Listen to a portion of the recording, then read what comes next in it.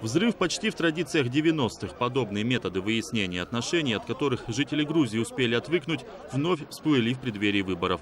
Взрывное устройство автомобиля Гиви Таргамадзе сработало в тот момент, когда транспортное средство выруливало на оживленную трассу. Уверен, что взрывное устройство было заложено в задней части автомобиля, и выжил я только потому, что сел на переднее сиденье. Также я уверен, что бомба была приведена в действие дистанционно из автомобиля, который ехал где-то позади нас.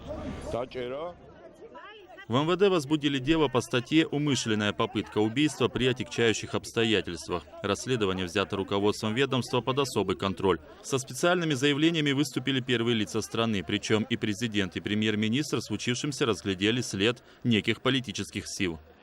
К сожалению, среди наших политиков есть ветреные элементы. Могу прямо назвать их криминалами, для которых, к сожалению, любой политический процесс – это возможность устроить физическую расправу друг над другом. Обращаюсь к авторам и исполнителям этой провокации. Вы обязательно понесете строгое наказание. Виновных не спасут ни какой-то иммунитет, ни иностранное гражданство.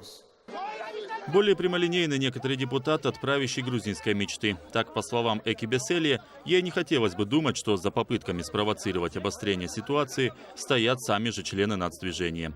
Ранее партию Михаила Саакашвили уже обвиняли в намерении устроить беспорядки.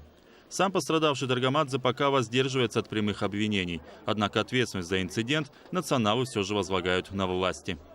Это очень похоже на то, что нужно называть терактом. Страдают невинные люди, налицо попытки ликвидации политика.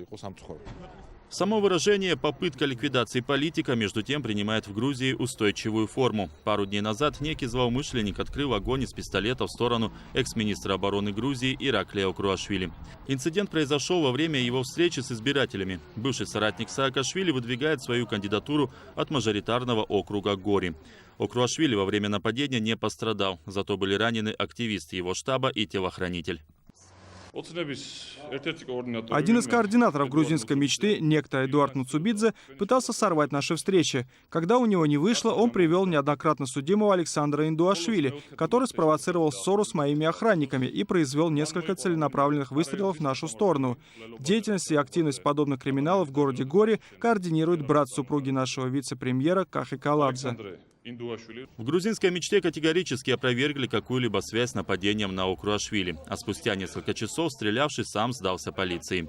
Сами грузинские власти тем временем по-прежнему обещают сделать все для того, чтобы выборы прошли мирно. Звиат Мчедлишвили специально для настоящего времени, Грузия, Тбилиси.